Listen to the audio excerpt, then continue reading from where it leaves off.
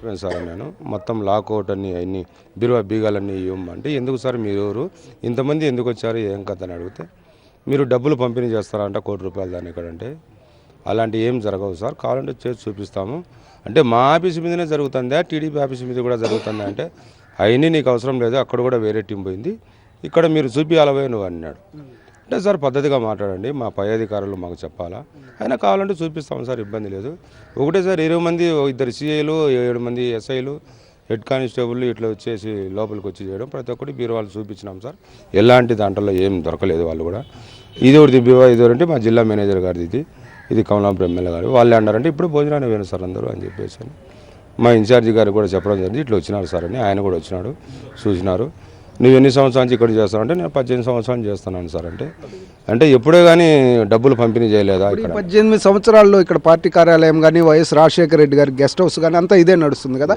ఈ 18 సంవత్సరాలు మీరు ఎప్పుడన్నా ఇట్లాంటి దాడులు చూసారా ఉమేష్ చంద్ర హయాంలో కూడా ఇలాంటి నీచమైన రాజకీయము ఎప్పుడు మేము ఇలాంటి పోలీసు బందోబస్తు కూడా మేము చూడలేదు సార్ ఇదే నేను నా భార్య ఉండేటోళ్ళం సగర పొద్దున వచ్చి పడితే నా భార్య ముందుగానే ఆరోగ్యం బాగలేదు ఏమన్నా జరిగిందని అంటే మాకు ఎవరు సార్ దిక్కు ఇంత నిత్యమైన రాజకీయము అనేది చాలా అన్యాయమైన దురదృష్టకరమైన ఇంత పలికిమానే ప్రభుత్వం మేము ఇంతవరకు చూడలేదు సార్ ఈరోజు చాలా దారుణమైన విషయము రాజకీయాలలో ఇంతటి నీచ రాజకీయాలు చంద్రబాబు నాయుడు పరిస్థితి ఏమన్నా అంటే దొంగ పోలీసుని దొంగ అన్నట్టు డబ్బులు పంచేది తెలుగుదేశం వాళ్ళు డబ్బులు ఖర్చు చేస్తానేది వాళ్ళు ఎలక్షన్లలో కానీ ఈరోజు వైఎస్ఆర్ కాంగ్రెస్ పార్టీ స్థాపించినప్పటి నుంచి కేవలం ప్రజా సమస్యల కోసం ఒక నైతికతగా రాజకీయాలు ఉంటున్నది ఇటువంటి పార్టీ ఆఫీస్లో వాళ్ళు వచ్చి డబ్బులు పంచుతున్నారని అమానుషంగా చెకింగ్ చేయడం చాలా తప్పు మేమందరం ఖండిస్తున్నాం చాలా బాధాకరమైన విషయం ఇది కేవలం డబ్బు అధికారం ఉన్నారని వాళ్ళు పార్టీ నాయకులను కార్యకర్తలను భయపడించాలనే ఉద్దేశంతో ఈరోజు చేశారని నేను చెప్పుకున్నాను ప్రజాస్వామ్యంలో అప్రజాస్వామ్యం ఇక్కడ ఈ ఆంధ్ర రాష్ట్రంలోనే చూస్తున్నాం మేము దేశంలో మొత్తం మీద ఎన్ని కాంగ్రెస్ పార్టీలు కానివ్వండి తెలుగుదేశం పార్టీ కానివ్వండి సిపిఎం సిపిఐ కాంగ్రెస్లు ఇలాగా ప్రతి ఒక్కటి పార్టీ ఆఫీస్ని పవిత్రమైనటువంటి ఒక దేవాలయంగా ప్రతి ఒక్కరు భావిస్తారు కానీ అటువంటి దేవాలయాల్లో కూడా ఈరోజు అక్రమంగా అన్యాయంగా డబ్బులు పంచుతున్నారని సమాచారం తప్పుడు సమాచారం తీసుకొని వచ్చేసి వైఎస్ఆర్ కాంగ్రెస్ పార్టీ ఆఫీస్లో ఉన్నటువంటి వాచ్మెన్ని బెదిరించి వాకిళ్ళు తెరచు అని చెప్పి బీరువాలు తెరచమని చెప్పి చెక్కింగ్లు చేయడము మరి ఆయనకు భయభ్రాంతులు చెప్పించి మేము వచ్చినాము నువ్వు వాకిలు తెరచాల్సిందే బీరువాలు తెరచాల్సిందే అని చెప్తే ముందుగానే ఇక్కడ ఉన్నటువంటి ప్రతి ఒక్క నాయకుడు ప్రతి ఒక్క కార్యకర్త వాళ్ళు చేస్తున్నటువంటి అప్రజాస్వామ్యాన్ని దాడుల్ని భయపడే పరిస్థితే లేదు ఎప్పుడైనా సరే ఎక్కడైనా సరే వైఎస్ఆర్ కాంగ్రెస్ పార్టీ మంచి మెజార్టీతో గెలిచే మా నాయకులు మంచి కార్యకర్తలు మాకు ఉన్నారే కానీ ఒక సైనికుల్లాగా తన రక్తాన్ని ధారపోసి వైఎస్ జగన్మోహన్ రెడ్డి గారు ఎవరిని నిలబెడితే వారిని గెలిపించుకోగల శక్తి సామర్థ్యాలు మా వైఎస్ఆర్ కాంగ్రెస్ పార్టీ కార్యకర్తలకు ఉంది కానీ అటువంటి నోటు కేసులో ఎలాగైతే ఎమ్మెల్యేలకు డబ్బులు ఇచ్చి ఎమ్మెల్యేలను కొనమని చెప్పినటువంటి మన చంద్రబాబు నాయుడు గారు ఈరోజు కడపలో వచ్చేసి పార్టీలో డబ్బులున్నాయి మీరు పంచుతున్నారు మీరు చేస్తున్నారని చెప్పడం దొంగ అని అరుచుకున్నట్టుగా ఈరోజు చూస్తున్నారని తెలియజేసుకుంటున్నా మరి ఇక్కడ ఒకటే దాడులు ఎందుకు చేయడం జరిగింది మీరు మనకు ఎమ్మెల్సీ ఎలక్షన్స్లలో 500 పైచులుపు ఓట్లతో మేము ముందంజలో ఉన్నాం మాకు ఎవరికి డబ్బులు ఇచ్చి కొనాల్సిన అవసరం లేదు తప్పకుండా మీకు లేరు మీకు ఎంపీటీసీలు కానీ జెడ్పీటీసీలు కానీ కార్పొరేటర్లు కానీ కౌన్సిలర్లు కానీ సంఖ్య లేదు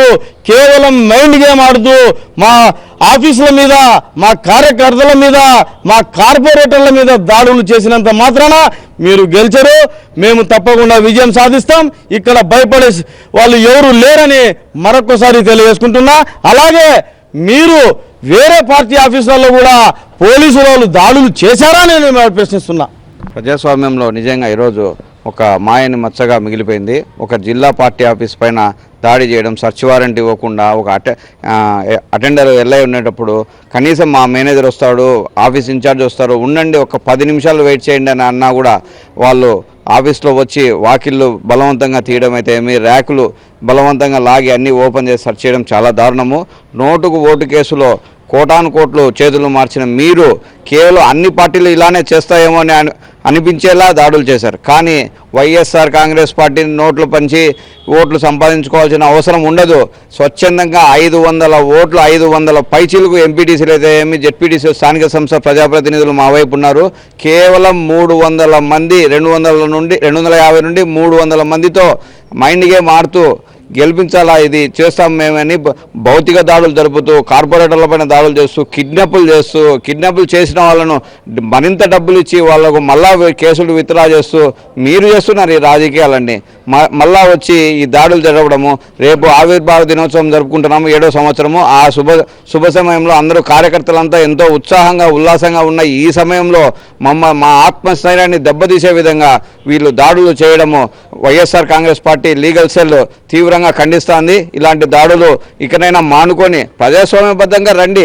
ఎలక్షన్లో పోటీ చేశారు, రేపు గెలవండి, గెలిచి చూపించండి. అంతేగాని ఇలా భయభ్రాంతులు చేసి అందరినీ భయపడిచి, కార్యకర్తలను భయపడిచి చేయాలన్న ఇది మాత్రం మానుకోవాల్సిందిగా టీడీపీ వాళ్లకు చెప్తున్నాం. మేమైతే దీన్ని తీవ్రంగా ఖండిస్తూ ఉన్నాము. ఎందుకంటే ప్రపంచవ్యాప్తంగా ఎక్కడ తీసుకున్నా కూడా జిల్లా పార్టీ కార్యాలయాల్లో ఎక్కడ కూడా ఇటువంటి సోదాలు జరిగిన దాఖలాలు లేవు, ఎప్పటి నుంచి, గతంలో నుంచి కూడా. అటువంటిది ఈరోజు కడప జిల్లాలో ఈరోజు వైఎస్ఆర్ కాంగ్రెస్ పార్టీ జిల్లా కార్యాలయంలో వందల మంది పోలీసులు వచ్చి ఇక్కడ సోదాలు చేయడము చాలా దారుణమైన విషయం. ఇవందరూ పోలీసులు అందరూ కూడా ఖచ్చితంగా తెలుగుదేశం పార్టీ కనుసనలో పనిచేస్తూ ఉన్నారు. మీరు ఎన్ని కుటీల రాజకీయాలు చేసినా కూడా వివేకానంద రెడ్డి గారు ఖచ్చితంగా గెలవడం ఖాయం. ఎందుకంటే తెలుగుదేశం పార్టీకి మాత్రమే ఇటువంటివన్నీ డబ్బులు పంచడము అన్నీ తెలుసు. గతంలో తెలంగాణలో ఓటుకు నోటు రెడ్ హ్యాండెడ్గా దొరికినటువంటి తెలుగుదేశం పార్టీ ఎమ్మెల్యేలు కోట్లు మార్చుకునే పరిస్థితుల్లో వాళ్ళు కోర్టుకు పోయి స్టేలు తెచ్చుకొని ఈరోజు వైఎస్ఆర్ కాంగ్రెస్ పార్టీ మీద నెపం జరపడం జరుగుతూ ఉంది. అదేవిధంగా ఇక్కడ 800 చిల్లర ఉన్నటువంటి స్థానిక సంస్థ ప్రజాప్రతినిధులందరినీ కూడా దాదాపుగా వైఎస్ఆర్ కాంగ్రెస్ పార్టీ తరఫున గెలిచినటువంటి 500 చిల్లర ఉంటే వాళ్ళు 200 చిల్లర, దాదాపు ఒక 300 వరకు ఉండేటువంటి పరిస్థితి తెలుగుదేశం పార్టీ. అటువంటిది ఇంతమంది ఉన్నా, ఇంత మెజార్టీ ఉన్నా కూడా అందరినీ ప్రలోభ పెట్టి అందరినీ భయభ్రాంతులకు గురి చేస్తున్నటువంటి పార్టీ తెలుగుదేశం పార్టీ. ఇవన్నీ కూడా తెలుగుదేశం పార్టీకి మాత్రమే చెందుతాయి. కానీ వైఎస్ఆర్ కాంగ్రెస్ పార్టీ ఎప్పుడు అక్రమార్గంలో నడవదు, డబ్బులు ఇచ్చి కొనాలని అనుకోదు. ఖచ్చితంగా చంద్రబాబు నాయుడు గారు ఇప్పటికైనా కూడా కళ్ళు తెరుచుకోవాలి. ఎందుకంటే మీరు ఎన్ని సోదాలు జరిపించినా కూడా వైఎస్ఆర్ కాంగ్రెస్ పార్టీకి సంబంధించినటువంటి కార్యకర్త ఎవరు కూడా భయపడరు. జగన్మోహన్ రెడ్డి గారి వెంట ఒక కార్యకర్త ఒక సైనికుల్లాగా నిలబడతారు. ఈ ఎలక్షన్ కానీ, జనరల్ ఎలక్షన్ కానీ జగన్మోహన్ రెడ్డి గారు ముఖ్యమంత్రి అయ్యేంత వరకు కూడా ఆహర్నిశలు మేము శ్రమిస్తాము. అదేవిధంగా మీరు ఎన్ని కుటికల రాజకీయాలు చేసినా కూడా, మీరు ఎన్ని మైండ్ గేమ్లు ఆడినా కూడా వివేకానంద రెడ్డి గారు గెలవడం ఖచ్చితంగా ఖాయం. మీరందరూ కూడా ఈ జిల్లా విడిచిపోవాలి. ఎందుకంటే ఇటువంటి రాజకీయాలు ఎవరు చేయలేదు. మీరు దయచేసి ప్రజలందరూ కూడా గమనిస్తున్నారు. తరిమి కొట్టే రోజులు వస్తాయి తెలుగుదేశం పార్టీకి. మీరు దయ ఉంచి ఇటువంటి చర్యలకు పాల్పడద్దండి. ఇటువంటి చర్యలకు పాల్పడితే ఖచ్చితంగా వైఎస్ఆర్ కాంగ్రెస్ పార్టీ క్షమించదు. అదేవిధంగా ప్రజలందరూ ఎవరు కూడా క్షమించారని మేము తెలియజేస్తా ఉన్నాం. కేంద్ర పార్టీ కార్యాలయాన్ని ఎవరైనా మా కార్యకర్తలు కానీ, అభిమానులు కానీ దేవాలయంగా భావిస్తారు. ఇటువంటి దేవాలయంలోకి ఒక పోలీసులు సచివారెంట్ లేకుండా ఏం లేకుండా వచ్చినారంటే వాళ్ళకి ఎంత ధైర్యం. ఇదంతా కుట్రపూరితంగా చేస్తున్నారు చంద్రబాబు. వాళ్ళ చెంచాలను పెట్టి చేపిస్తున్నాడు. కానీ జరిగేదేమో, గెలిచేదేమో వైఎస్ఆర్ పార్టీని. ఎమ్మెల్సీ కానీ, ఈయన వెన్నపూస గోపాల్ రెడ్డి కానీ, ఎమ్మెల్సీ వివేకానంద రెడ్డి సార్ కానీ గెలిచేది ఆయనే. ప్రతి ఒక్కరు ఒక సైనికుల్లాగా పనిచేస్తారు. జగనన్న ముఖ్యమంత్రి అయ్యేంత వరకు కష్టపడి పనిచేస్తారు. కానీ ఇట్లా పోలీసులను పిలుచుకొని వచ్చినంత మాత్రాన ఎవరు ఏం భయపడరు. మేమేమైనా దొంగ ఆయనలాగా ఏమైనా ఓటుకు నోటు కేసులో దొరుకుతారనే. మా జగన్ సారు ఎప్పటికీ నీతికి నిజాయితీకి మారిపోయారు. ఆయన ఎప్పుడు ఇట్లా నీచమైన పనులు చేయడు.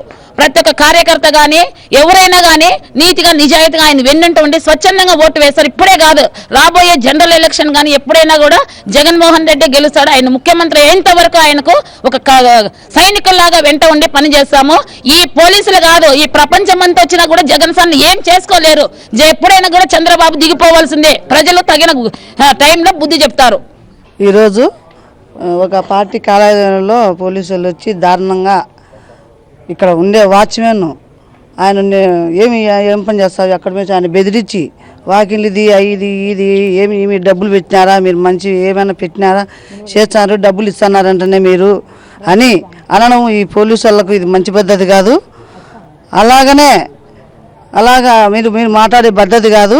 మీరు తెలుగుదేశం ఆఫీసులో ఏమన్నా మీరు డబ్బులు పెట్టి మీరు కూడా అక్కడ చెకింగ్ చేసి మీరు కూడా అక్కడ మీరు చేర్చే మేము కూడా దానికి పద్ధతి ఏదైనా అని సరే అక్కడ అంతలక్కలు చేస్తాను మంది కూడా చేసుకుంటామని మేము కూడా కోరుకుంటాము.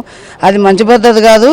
గెలిచల్లా చేయాలని అంటే రాండి, మీరు గెలిచి మాట్లాడాలి. కానీ వాళ్ళు డబ్బులు పెట్టినారు, వీళ్ళు డబ్బులు పెట్టినారు, మీరు పోలీసు వాళ్ళు వచ్చి ఇది మాట్లాడేది పద్ధతి కాదు. చంద్రబాబు నాయుడుకి ఇది మంచిది. మీకు గెలిచల్లా డబ్బులు పెట్టాలంటే ఎప్పుడో ముఖ్యమంత్రి అయిపోయిండు జగనన్న. అంత బట్టి కాదు కాబట్టి మేము అట్లా మిగతా అబద్ధాలు చెప్పేది మాకు రాదు. ఓటు నోటు కోసలతోనే మీరు వాళ్ళకి అవి ఇచ్చామని ప్రజల్లోకి వచ్చి ఇప్పుడు గెలుచుకోలేదు చేత కాదని ఈ ఎలక్షన్లోనే మీ బతుకు కనపడుతుంది. ఇంకా రాబోయే కాలానికి ముఖ్యమంత్రి అవుతాడని అందరికీ తెలుసు. ఈరోజు మన పార్టీ కార్యాలయం మీద దాడి చేయడం అంటూ సభ్యతంగా లేదు. ఎందుకు ఈ దాడి చేస్తున్నారంటే చంద్రబాబు నాయుడు వేసిన బిస్కెట్ల కోసం ఆశపడి మన పోలీస్ అధికారులు కూడా వాళ్ళకు ఉండాల్సిన చట్టాలను వాళ్ళు మర్చిపోయి వాళ్ళు న్యాయం కోసం పోరాడాల్సిన పోలీసు వాళ్ళు ఈరోజు చంద్రబాబు నాయుడు వేసిన బిస్కెట్లకు ఆశపడి మా పార్టీ ఆలయం మీద పడి చెకింగ్ చేయడం జరిగింది. అది సభ్యతం కాదు. చంద్రబాబు నాయుడు మేమందరం కడప వైఎస్ఆర్ కాంగ్రెస్ పార్టీ కార్యకర్తలం అందరం నీకు ఛాలెంజ్ చేస్తున్నాం. నువ్వు దొంగ విమానాలలో స్పెషల్ విమానాలలో డబ్బులు తీసుకొచ్చుకొని నీ పార్టీలలో నీ కార్యాలయంలో నీకు ఎమ్మెల్యేల దగ్గర పెట్టుకొని మా కార్పొరేటర్లను మా ఎమ్మెల్యేలను అందరినీ కొనుక్కొని ఓటుకు నోటు కేసులో నువ్వు అడ్డంగా దొరికిపోయి నిన్నటి దిన నాకేం ఆస్తులు లేవు, మాకు ఇంత ఆస్తి ఉంది, ఇంత చేసుకునేమని నీ కొడుకు లోకేష్ గారు చెప్పడం, మరి మేమైతే స్వచ్ఛందంగా ఉండమని ఏమంటూ అబద్ధమాత్రం. నీకు నిజంగా నీతి నిజాయితీ ఉంటే నువ్వు సక్రమంగా ప్రజలు ఎన్నుకోబడిన ముఖ్యమంత్రి అయితే నీ గుండెల మీద చేసుకొని నువ్వు చెప్పు, నీ గుండెల మీద చేసుకొని నువ్వు మాట్లాడు. జగన్మోహన్ రెడ్డికి ఏమాత్రం జగన్మోహన్ రెడ్డి జపం చేయకుండా నీకు నిద్ర రాదని మాకు తెలుసు, అందరికీ తెలుసు.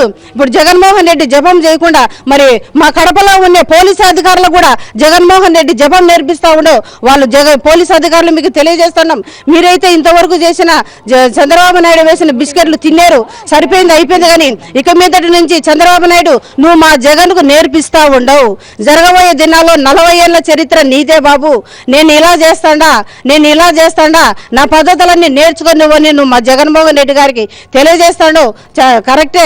కానీ రాబోయే దినాలలో 40 ఏళ్ల చరిత్ర మా జగన్మోహన్ రెడ్డిదే. నువ్వు చేసే పనులన్నీ మేము కూడా గుర్తుపెట్టుకుంటాం. నువ్వు మా మీదకి పంపించిన పోలీసుల అధికారులందరినీ మేము కూడా గుర్తుపెట్టుకుంటాం. చేయాల్సిన పని ఏదో జగన్మోహన్ రెడ్డి గారు చేయగలుగుతారు.